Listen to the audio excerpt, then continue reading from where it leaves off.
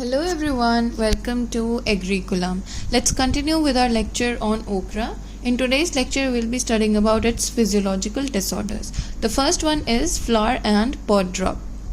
Flower and pod drop के बहुत सारे causes हैं. First one is causes और उसके बहुत सारे factors होते हैं that affects flower and pod drop. First one is extreme temperatures. अगर टेम्परेचर बहुत ज़्यादा कोल्ड हो जाए या बहुत ज़्यादा हॉट हो जाए तो भी हो सकता है ये वाला physiological disorder.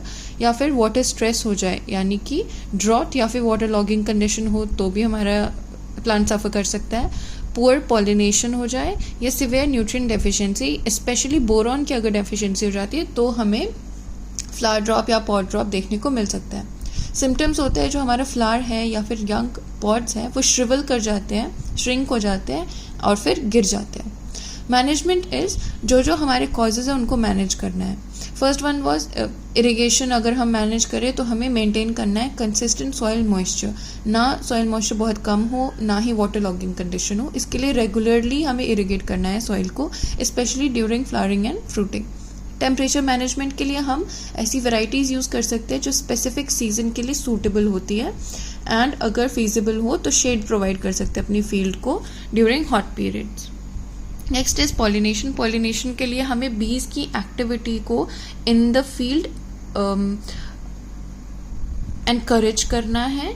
And we need to avoid indiscriminate pesticide use during flowering के टाइम पे. न्यूट्रिएंट बैलेंस इंश्योर करना है कि एनपीके बैलेंस्ड अमाउंट में हम प्रोवाइड कर रहे हैं अपने क्रॉप को. और जो बोरोन की डेफिशिएंसी अगर सॉइल टेस्ट से पता चलती है कि है बोरोन डेफिशिएंसी, देन हम फोलियर स्प्रे कर सकते हैं बोरॉक्स का 0.1%. उससे हमारी बोरोन डेफिशिएंसी का क्योर हो जाएगा. Next physiological disorder is pod malformation या फिर डिफॉर्मिटी. ये किस वजह से होता है? अगर आपकी इनकम्प्लीट पॉलिनेशन हो जाए, बोरॉन या फिर कैल्शियम की डेफिशिएंसी हो, रैपिड टेम्परेचर या फिर मॉइस्चर फ्लक्चुएशंस हो जाए. सिम्टम्स होते हैं कि हमारा जो पॉड होता है वो ट्विस्टेड होता है, घुमा हुआ, या स्टंटेड होता है, इसका मतलब छोटा होता है, कर्ल्ड होता है, या फिर ऑडली शेप्ड पॉड्स होगा तो फिर वो मार्केटेबल नहीं रहेगा. ये सिम्टम्स है. मैनेजमेंट है कि इंश्योर हेल्दी बी एक्टिविटी ताकि पॉलिनेशन प्रॉपर हो.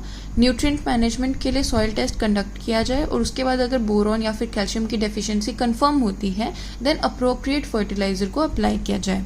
बोरॉन के लिए बोरैक्स और कैल्शियम के लिए calcium nitrate. Lastly consistent watering करनी चाहिए ताकि हमारे प्लांट को प्रॉपर न्यूट्रिएंट अपटेक फैसिलिटेट हो.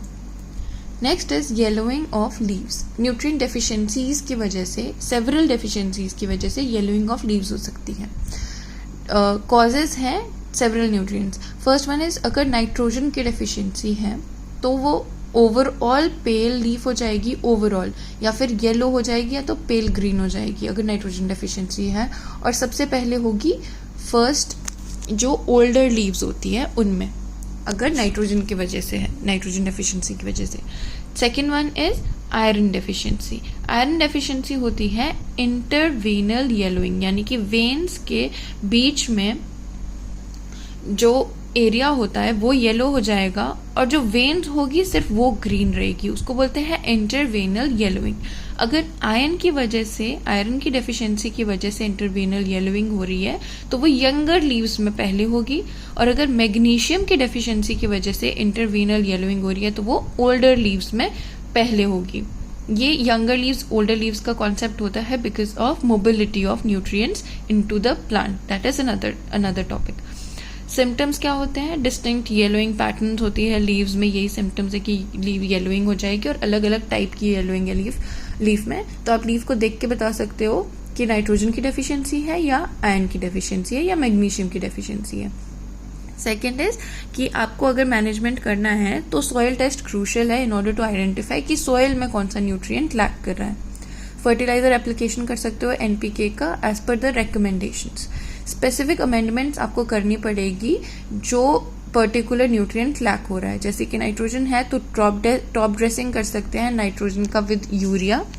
अगर आयरन की डेफिशिएंसी है तो आयरन के लिए फेरस सल्फेट का फोलियर स्प्रे कर सकते हैं, दैट इज 0.5 to 1%. मैग्नीशियम है तो फोलियर स्प्रे कर सकते हैं मैग्नीशियम सल्फेट का, एप्सम सॉल्ट्स कहते हैं उसे. 0.5 to 1%. ऑर्गेनिक मैटर तो अच्छे से होना चाहिए आपकी क्रॉप में ताकि सारे न्यूट्रिएंट्स बैलेंस्ड रहे.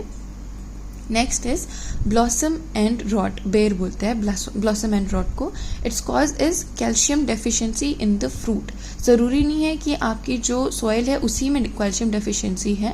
ये ब्लॉसम एंड रॉट तब हो सकता है जब आपके जो फ्रूट है उस तक कैल्शियम नहीं पहुंच रहा है properly. That can be due to inconsistent water supply अगर है, नॉट नेसेसरीली कि सॉइल में कैल्शियम कम है, या फिर आपकी रैपिड ग्रोथ हो गई है प्लांट की तो भी कैल्शियम डेफिशिएंट हो सकता है इन द फ्रूट, या फिर रूट डैमेज हो चुका है. सिम्टम्स होते हैं कि वाटर सोक्ड स्पॉट्स हो जाते हैं एट द ब्लॉसम एंड, जो कि बॉटम एंड होता है, एकदम एंडिंग पार्ट होता है फ्रूट का. वहाँ पर अगर वाटर सोक्ड स्पॉट्स हो जाए या फिर एनलार्जनिंग हो जाए, बड़ा हो जाए, बहुत ज़्यादा डार्कनिंग हो जाए आपके फ्रूट की, या फिर सनकन या लेदरी सा आपका फ्रूट बन जाता है, तो वो सिम्टम होता है कि ब्लॉसम एंड रॉट हो गया फ्रूट को. मैनेजमेंट है consistent watering. Most critical uniform soil moisture रहना चाहिए. एक्सट्रीम वेट ड्राई साइकिल्स नहीं होने चाहिए. चाहे तो आप मल्चिंग कर सकते हो in order to conserve the moisture. Second is soil pH. Soil pH ensure करे कि 6 to 7 pH रहे ताकि कैल्शियम अवेलेबिलिटी अच्छी रहे हमारे प्लांट के लिए, फ्रूट के लिए. एक्सेस नाइट्रोजन एप्लीकेशन अवॉइड करनी चाहिए क्योंकि एक्सेस नाइट्रोजन अप्लाई करने से जो हमारा प्लांट है उसकी रैपिड वेजिटेटिव ग्रोथ होती है, जिससे कि जो there is exacerbating of blossom end rot condition. तो हमारे को नाइट्रोजन ज़्यादा अप्लाई नहीं करना चाहिए.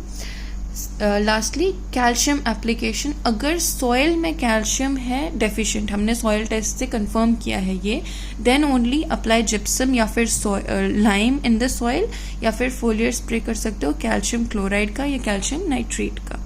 मिनिमम रूट डिस्टर्बेंस होनी चाहिए ताकि हमारी रूट्स को डैमेज ना हो. Avoid deep cultivation around the plants. Lastly there is sunscald. Sunscald होता है अगर हाई टेम्परेचर और डायरेक्ट इंटेंस सनलाइट को एक्सपोजर हो जाए हमारे प्लांट का, specially on suddenly exposed pods. जो पॉड्स है वो सडनली एक्सपोज हो जाए हाई टेम्परेचर्स और इंटेंस डायरेक्ट सनलाइट को, तो सनस्कॉल्ड हो सकता है.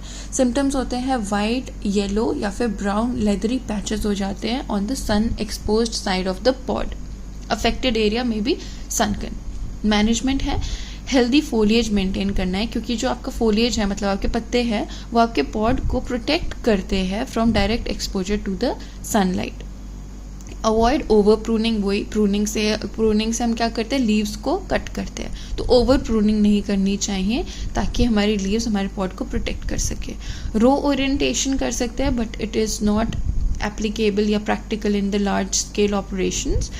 And choose tolerant varieties. Some varieties जो कि एग्जिबिट करती है टॉलरेंस टू इंटेंस सन, हम उन वेराइटीज़ को यूज़ कर सकते हैं.